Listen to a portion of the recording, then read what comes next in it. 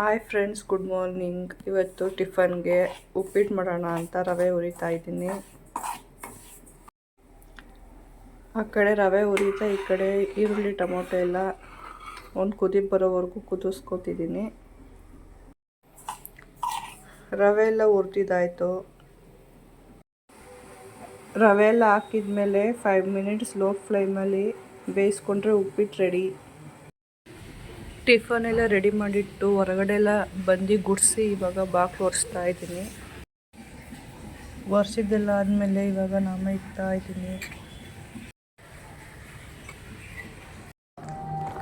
ಹೂವು ಬೇಕಿತ್ತು, ಸೊ ಅದಕ್ಕೆ ತರೋಣ ಅಂತ ಹೋಗ್ತಾ ಇದ್ದೀನಿ. ಹೂವು ತಗೊಂಡು ಬಂದಮೇಲೆ ಬಾಕ್ಲಿ ಹೂವೆಲ್ಲ ಇಡ್ತಾ ಇದ್ದೀನಿ.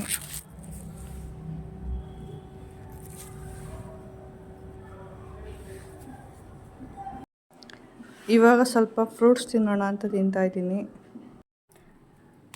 ಮನು ರೆಡಿ ಆಗೋ ಅಷ್ಟರಲ್ಲಿ ಬಾಕ್ಸ್ ರೆಡಿ ಮಾಡೋಣ ಅಂತ ಮಾಡ್ತಾ ಇದ್ದೀನಿ.